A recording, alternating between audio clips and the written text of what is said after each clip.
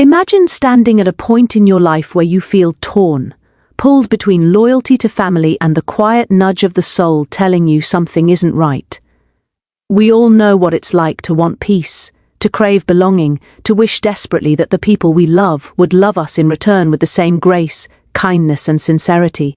But sometimes that doesn't happen. Sometimes the very people who should lift us are the ones who hold us down.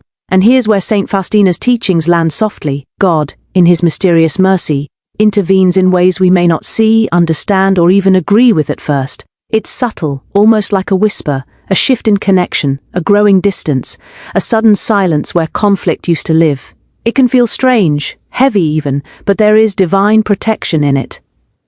When God steps in, it's not with thunder or force. It's not dramatic. It's gentle, like someone dimming the lights in a room we didn't realize was blinding us.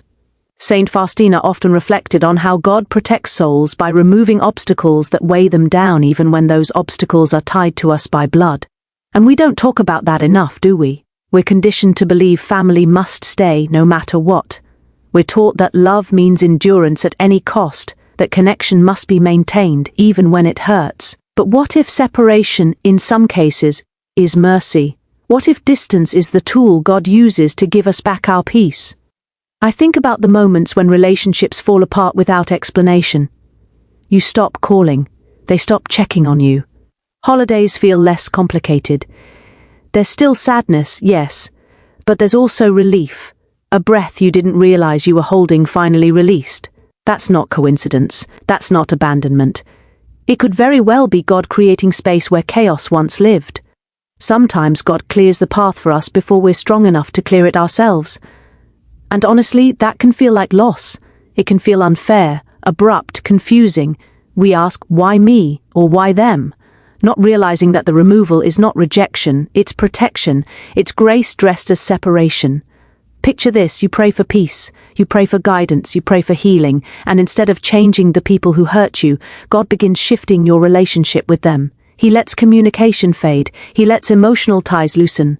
You stop depending on their approval, their validation, their presence.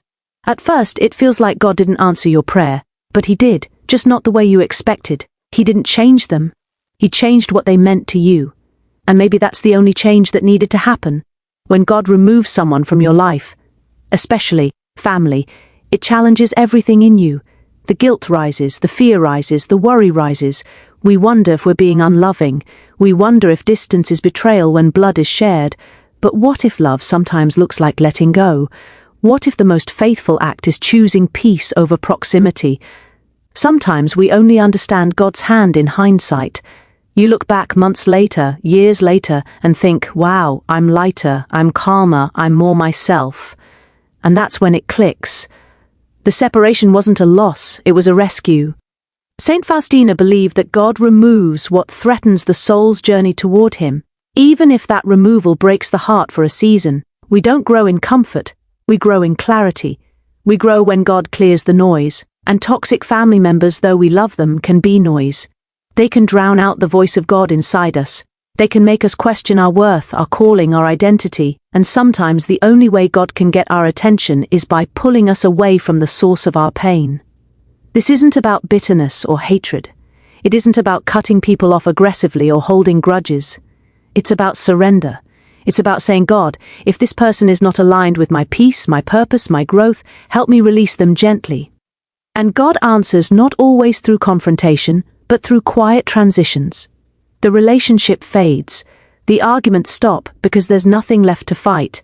You stop trying to convince them to understand you. You stop shrinking to fit the version of you they prefer.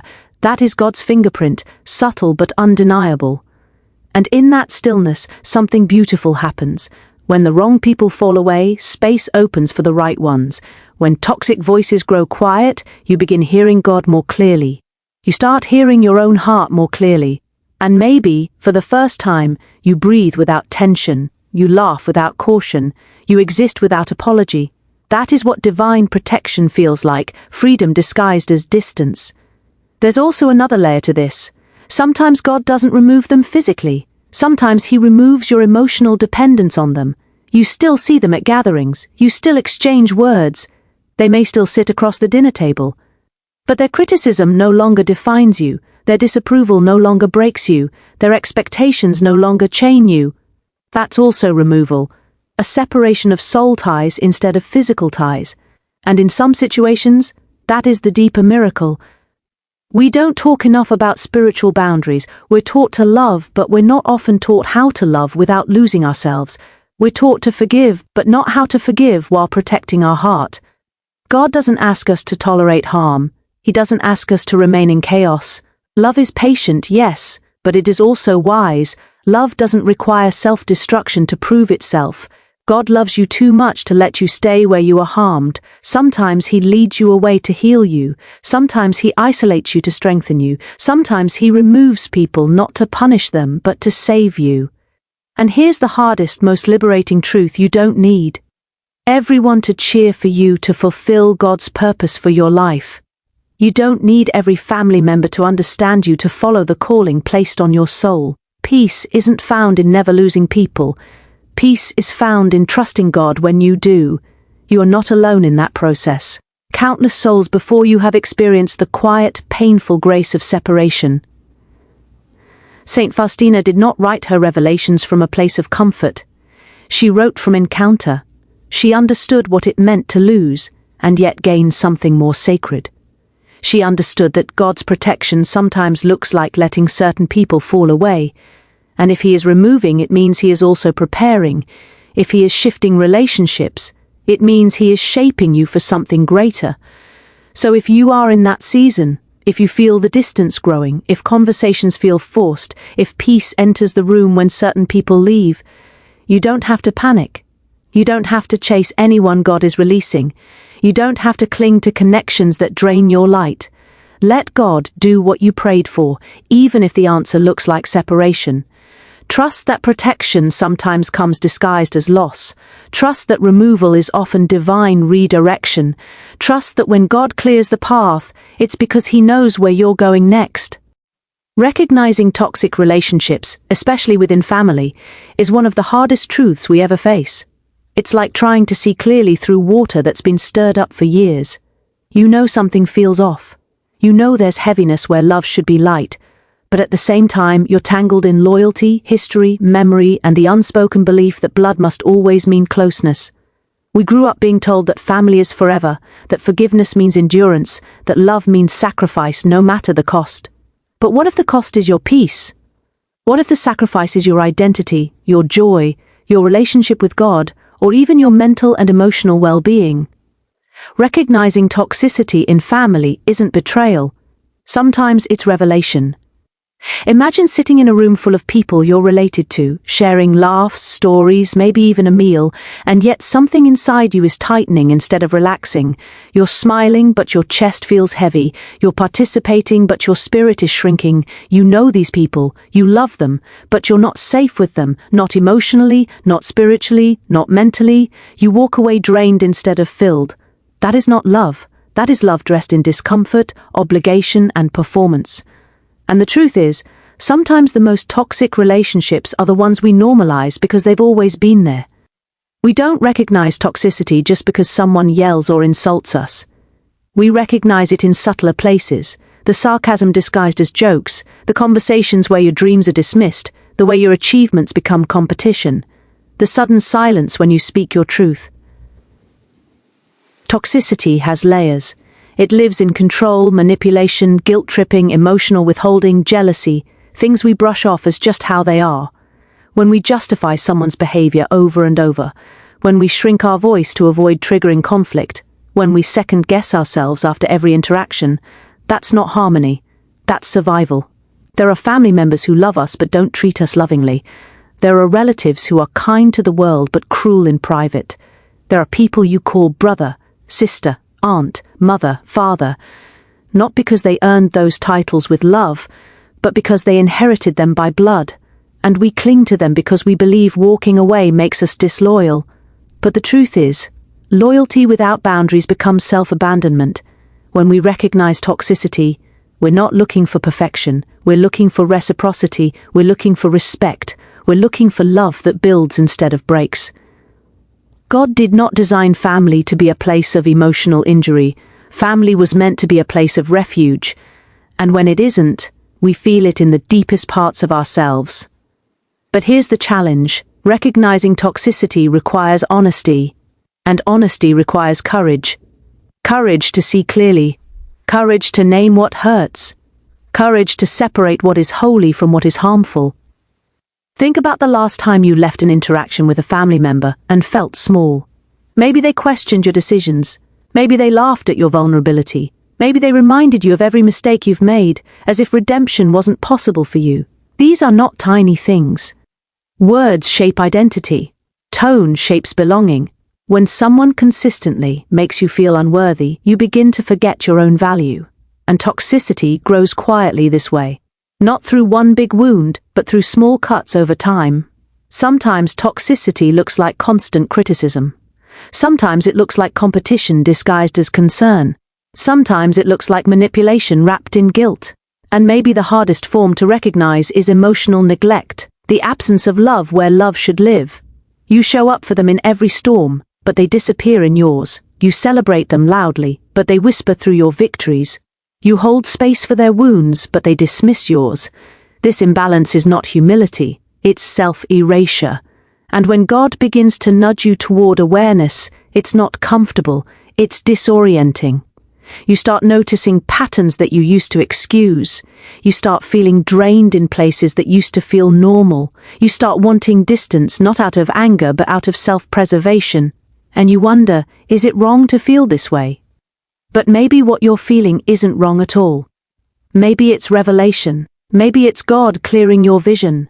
There's this moment that happens when awareness comes. You stop trying to fix, convince, or win love from someone who has no intention of offering it freely. You stop rehearsing conversations in your head.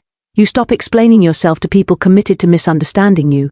You realize you could set yourself on fire to keep them warm and they still wouldn't feel the heat. That clarity is painful, but it's also holy.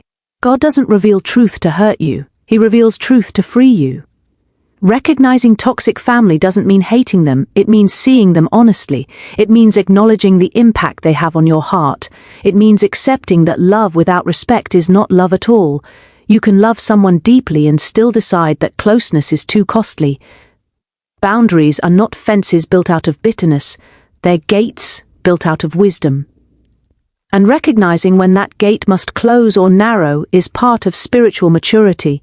You may wrestle with guilt, because guilt is the language of toxic dynamics. The moment you pull back, someone may call you selfish, dramatic, ungrateful. They may complain that you've changed. And you have. You're growing, you're healing, you're listening to God's guidance instead of generational expectations. Healing often looks like rebellion to those who benefited from your silence. And it's okay to grieve this. Recognizing toxicity doesn't numb you, it breaks you open. You mourn what could have been. You mourn the relationship you wished for. You mourn the versions of yourself that tried so hard to be enough. You mourn the fantasy more than the reality. But grief is also transformation. Something within you is waking up. You are learning to love yourself the way you have always loved others. You are learning that peace is not optional. You are learning that God's voice gets louder when you stop silencing your own. Something powerful that happens when you begin to see clearly. You stop taking responsibility for emotions that aren't yours. You stop internalizing every criticism. You stop seeking approval from people who demand more than they give. You learn to ground yourself in truth instead of turbulence. And truth brings peace. Peace that doesn't depend on other people's behavior. Peace that comes from God, not from performance. Recognition is the doorway. Boundaries are the walls, and peace is the home you're building. You don't have to exile anyone to protect yourself. You just have to stop abandoning yourself to protect them. That shift changes everything. When you recognize toxicity, you stop begging for crumbs when God created you for a feast. You stop clinging to what hurts just because it's familiar. You start choosing relationships that feel like love, not labor. And maybe the most powerful part of recognition is realizing that you don't need to win every battle. You don't need the last word. You don't need to prove your worth. When someone is unhealthy for your spirit, God doesn't require you to stay and absorb the damage. Sometimes the bravest thing you can do is step back without anger, without shame, without revenge. Just step back with peace, knowing God sees what you cannot yet see fully. So, how do we recognize who belongs close to us and who belongs in God's hands instead? Pay attention to how you feel around them. Peace is a compass. Love feels like safety. If you constantly feel judged, dismissed, belittled, or emotionally starved, something sacred within you is being suffocated. And God does not call you to suffocation, He calls you to life. Abundant life, expansive life, life where your soul breathes. It takes courage to see clearly. It takes strength to end. Aim what hurts. It takes faith to release what breaks you. But recognition is the beginning of liberation. It's the moment God whispers, "You deserve more than this." And when you finally hear Him, when the fog lifts, when the truth settles, you will not unsee it. You will no longer trade your peace for proximity. You will no longer carry a relationship alone. You will no longer tolerate love that wounds, because once you recognize toxicity, you can no longer pretend it's love. When you start recognizing these signs, really seeing them, really letting them in, something shifts inside you. It's not just that you feel guided, it's that you begin to trust the journey in a completely different way. You begin to walk with a confidence that isn't loud or flashy, but steady and grounded. And that's one of the most beautiful parts of understanding the 7 signs your guardian angel uses to confirm you're moving in the right direction. It reshapes how you move through your own life. It doesn't make you perfect. It doesn't make you immune to doubt or fear or uncertainty, but it does give you this quiet assurance that you are connected to something larger, something wiser, something deeply invested in your growth and your good. When you start to recognize these subtle spiritual cues, you begin to feel supported in moments that used to overwhelm you. Because you start to realize that guidance isn't something you have to chase. It's something that meets you where you are. It's something that shows up in your everyday life, in the middle of conversations, in the middle of stress, in the middle of completely ordinary moments. And the more familiar you become with these signs, the more you begin to sense that you don't have to navigate every step on sheer willpower alone. You start to understand that your guardian angel is not just watching from a distance, but actively walking with you, quietly stitching threads of direction into your days.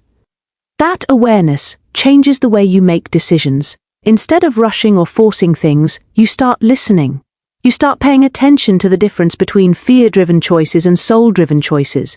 You begin to feel the difference between a path that drains you and a path that aligns with you, and that internal awareness becomes a kind of compass, one that isn't based on pressure or panic, but on calm attentiveness. When you recognize the signs, you naturally begin to choose differently, move differently, respond differently. You're not just making decisions with your mind, you're making them with your spirit, your intuition, your deeper knowing. And that's when life begins to feel more aligned, even when it's not easy. Because let's be honest, recognizing signs doesn't magically remove all challenges. Life doesn't suddenly become neat and smooth, but what it does is change your relationship with the challenges you face. Instead of interpreting a setback as failure, you begin to interpret it as information. Instead of seeing uncertainty as a threat, you start seeing it as part of the process. And instead of feeling alone in your questions, you begin sensing that you're being guided through them. That shift, from fear-based interpretation to faith-based interpretation, creates a whole new level of resilience. You start moving through life with a different kind of confidence. Not "I have everything figured out" confidence, but "I'm supported and I can take the next step" confidence. That's the kind of confidence that grows roots. It's the kind that doesn't crumble every time something doesn't go your way. It's the kind that lets you breathe through uncertainty instead of spiraling in it. When you notice the signs and accept them, you start to trust that even when you can't see the whole path, you can walk it one step at a time. One of the most transformative parts of learning these signs is how it changes your relationship with yourself. Because you begin to realize that your intuition, your inner voice, your sense of peace, they're not random, they're part of the guidance. They're part of the way your guardian angel communicates with you. And when you trust that internal voice, when you honor it instead of dismissing it, something powerful happens. You begin to feel more connected to your own worth, your own purpose, your own identity. You stop second-guessing yourself at every turn. You stop apologizing for decisions that are rooted in your integrity. You stop shrinking to make others comfortable. and you stop walking paths that you know aren't meant for you just because they're familiar or expected. When you recognize the signs, you become more intentional with your life, not because someone told you what to do, but because you started paying attention to the sacred nudges that were there all along. And something else happens too.